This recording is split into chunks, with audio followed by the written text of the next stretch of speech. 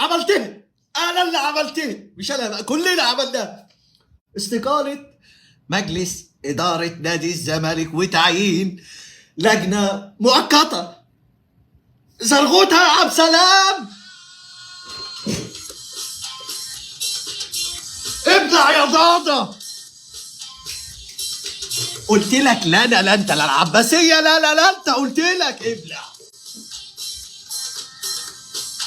افرح يالا، ده النهارده يوم انتصار.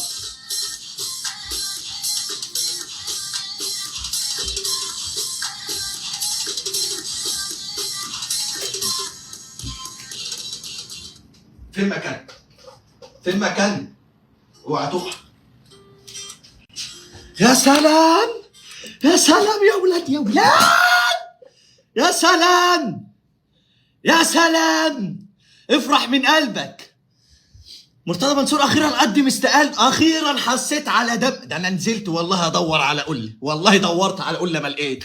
قلت اجيب حاجه من الصيني ولا حاجه، لقيت امي واقفه لي بالاي دبليو ام ده. يا حاج الله يرحم ابويا، يعني الصيني ما حدش بيستخدمه، اكسر حاجه في الشغيل افرح بيه كده. هو طب ازازه، اي ازازه ازازه تتكسر، اي رسيت على ده، اي حاجه ما بتتكسرش فاهو. برضك مبسوط. روح يا عزيز انت رخ.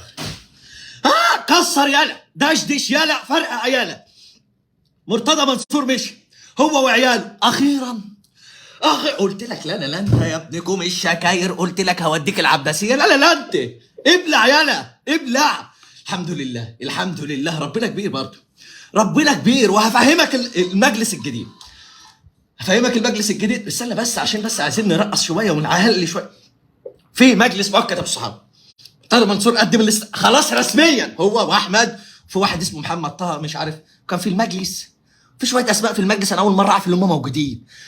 اللي عنده حاجه بتتكسر بس ما خلي بالك من امك او ابوك، كسر دشدش. الحمد لله يا ابو صحاب، رسميا انا بقول لك رسميا، وهفهمك ايه اللي هيحصل وايه التوابع وايه المجلس المؤقت وكل الكلام ده. بس خلاص بفهمك ان الناس ديت اشي غارت. يا رب لاجل حبيبك النبي خلاص ابعدهم عني، مش محتاج حاجه تاني، يا رب ابعدهم عننا بس، مش محتاجين حاجه تاني. وانا فاهم ممكن تكون اصلا جزء من المسرحيه، بس مش مهم ان هم مشوا رسميا، مش يوم وقدموا الاستقاله بتاعتهم، دي اهم حاجه. وتطفي ناري وتبرد فين. واحده كمان، واحده والنبي، واحده. برضك حسيت بانتعاش. دشدش اللي عندك دشدشه يا ابو الصحاب. راحه نفسيه يا ابنكم الشكاير. ده انت كنت مغلبنا مطلع عينينا وفي الاخر كنت بتشتمنا، بدل ما احنا اللي نقف جنبك ونساندك كنت بتيجي تشتمنا احنا. اول ما انت بتخسر بطوله بيحصل اي حاجه، هات الجمهور ده وبلعات ويرفع في وشنا الجزم ويشتمنا بالابهات والامهات. فعشان كده انا كنت، عشان بس ما حدش يقول لي بس ده موضوع شخصي. شخص ايه؟ هو النادي وصل لمرحله اللي هو بسببه هو وعياله، اللي هو ده كان فاضل شويه وامير يمسك بقى رئاسه النادي. ما كانت عزبه، ما كانت عزبه. تعالى انت ودي انت. ده انا خايف في المجلس المؤقت يعينوه برضه يا ابنكم الشاكا. لا لا ان شاء الله لا، ما تزعلش، انا فاهمك الله. ما تزعلش، لا انا عايزك تفرح. لا لا لا لا مش كده، هفهمك يا ابو الصحاب واحده واحده. بس عايز اوثق الفيديو ده، عايزين نوثق اي حد داخل يا ابو الصحاب تبعته والناس تعبر في الكومنتات. شوف حب الناس ليه، عشان بقول لك الاهلاويه بيحبونا اكتر من الزملكاويه. ما انت اهلاوي اصلا، والله انا شاكك انت صفقه القرن لهم ومدسوس علينا، والله انا شاكك اصلا. فما علينا، بس عايزين نوثق الفيديو ده. تتفاعل معاه بلايك بشير بكومنت، واللي يكتب كذا كومنت هناخد بعض التعليقات. اكتب كذا حاجه يا ابو الصحاب علشان الفيديو ده مهم، ونفهم الزمالك داخل على ايه. اولا اللائحه الاسترشاديه ده مش معلومه، دي اللائحه. اللائحه الاسترشاديه بتقول يا ابو الصحاب 3 هيتعينوا، يعني 3 اللي هيمسكوا المجلس المؤقت، اللي هم المدير المالي، المدير التنفيذي، المدير النشاط الرياضي. يعني وزير الشباب والرياضه هيعين 3. ال3 دول هيتعينوا امتى؟ عشان في ناس هتعرف ان مجلس المؤقت عايز يمسك امتى. اولا يا ابو الصحاب الاستقاله ديت لازما بعد 15 يوم، يعني الاستقاله ديت اول ما هم يقدموا الاستقاله ممكن اي حد يرجع، يعني ممكن اي حد يرجع. بس هم لو اكدوا على الاستقاله اللي هم خلاص مش هيرجعوا، ممكن تلاقي بكره او بعده مجلس مؤقت. بس انا بقول لك خلال 15 يوم وزاره الشباب والرياضه بتصطبر لغايه اما تشوف احسن يرجعوا ما يرجعوش والكلام ده كله، انا بفهمك. وثالثا يا ابو الصحاب المجلس اللي هيجي اعتقد هيكون احسن من ده. هقول لك ليه. هو احنا فاكرين مثلا موسم بعد الموسم اللي احنا خسرنا فيه نهائي افريقيا والكلام ده كله، فاكر الازمه الماليه وكنا بنلم من ده خمسه وده خمسه، خدنا برضو الدوري وخدنا كاس وكنا بننافس في بطولات الصالات. عندنا ازمه بس كل الناس كانت مع بعض. عارف ليه مع بعض؟ علشان رئيس النادي كان بيشتم جمهوره.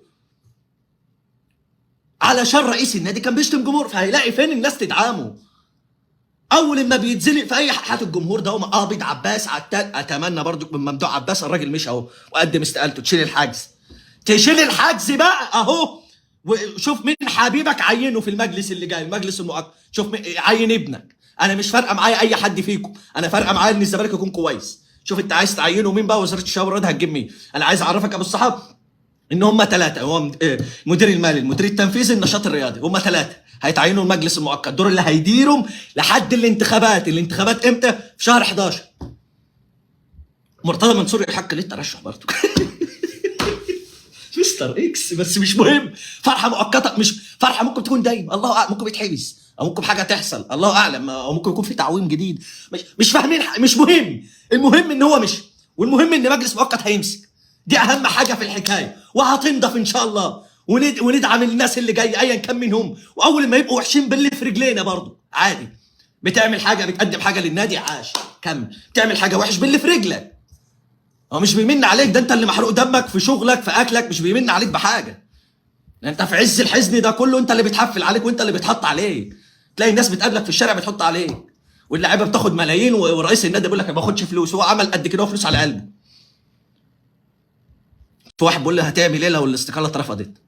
انا هكتب وصيتي من دلوقتي علشان ما تجيليش جلطه. ايه يا عم انت بتقول ايه؟ لا يا عم ان شاء الله الاستقاله مش هتترفض، ولا انا عارفه يعني ان هي خلاص استراحه، اللي انا عارفه كمان يعني تنبؤا استراحه محارب بس شويه. اسمع مني بس شويه، بس شويه. المهم ما تضيعناش الفرحه. فين البتاع؟ ابلع يا ضاضه يا موسيقار، ابلع. ومعين لاحمد قبله، يعني احمد مرتضى منصور كان رئيس نادي، يعني ما شفتش هطل اكتر من كده، عشان يبين لك اللي كانت زريبه وعزبه. يقول لك انا بره المجلس، يجيب صفقات، انا راجع في عوق ولا حاجه، في مشاكل، في انا بره، لا معزول، حد يكلمني. فالحمد لله خلصنا من راح ومن جه، هو خلاص طلع بره وقدم استقالته. وان شاء الله وزاره الشباب والرياضه هي عارفه بكل اللي هيحصل، عارفه الترتيبات دي كلها. يعني ممكن ما تستغرقش 15 يوم زي ما بقول لك، هو المفروض بعد 15 يوم تجيب مجلس مؤقت عشان اللي عايز يرجع والكلام ده كله. ممكن ما تستغرقش الوقت ده كله، هتعين 3 تسير اعمال نادي الزمالك لحد الانتخابات الجديده. والانتخابات الجديده هيخش بقى كله، ما كله قدم استقالته، مجلس كله كامل كده يا ابو الصحاب. بنسبه كبيره ممكن لاعيبه من عندنا زي زيزو بنسبه كبيره ممكن زيزو ما يبقاش موجود، بنسبه كبيره قوي. خلاص في مشاكل جايه، فهنحل الازمه ازاي؟ اي مجلس مؤقت جاي، توكل على الله يا زيزو. انا شايف كبر من بعيد، لا مش مهم برضه، نفرح بمرتضى وبعد كده نيجي في حوار زيزو. هو هيبقى في نادي ساعتها نفرح وخلاص. ابلع يا ضاضة. الحمد لله، الحمد لله تنتني وراك، مش علشان كرها ولا حبا، الحمد لله علشان نادي الزمالك يفوق شويه، علشان نادي الزمالك يفوق شويه، عشان الزمالك يستحق اكتر من كده. واتمنى اللي يجي يختاروه يبقى يعني اللي يبقى رئيس نادي واللي يسير الاعمال والكلام ده كله ذو خلق. يعني مش هيكون ما احناش عارفين نوفر موارد وعندنا مشاكل واللعيبه ما بتاخدش مستحقاتها وفي غم اسود ومش عارفين نجيب صفقات وقفل كده والكلام ده كله، ولسانه زفر وعنده سوابق ومحبوس. فاتمنى ننقي الحته دي كويس علشان نبلعها شويه. يعني ممكن رئيس النادي نعديله شويه، ليه؟ علشان هيحترم الجمهور، هيتكلم بشكل كويس، هيعبر بشكل بالجمهور، فالجمهور هيشيله برضك في وقت الازمه. فاتمنى اللي يجي يبقى لسانه كويس وبيعرف يتكلم، وما يكونش يعني تبع ناس ومش تبع ناس، وناس تدير وناس تحركوا والكلام ده كله. احنا التخين اللي هيجي يقدم حاجه لو انا بكرهه حتى كمان هقول له عاش لو عمل حاجه للنادي، عمل حاجه وحشه باللي في رجلي اول واحده هجمه، عشان عايز اشوف الزمالك كويس. فشكرا لكم على المتابعه، واتمنى كل الناس كده فهمت نادي الزمالك داخل على ايه. نادي الزمالك كده قدم استقالته، فاضل 15 يوم علشان يقبل الاستقاله وزاره الشباب والرياضه. وبعد ال 15 يوم هو ممكن يكون قبل 15 يوم، اعتقد وزاره الشباب والرياضه متبلغه بالكلام ده كله.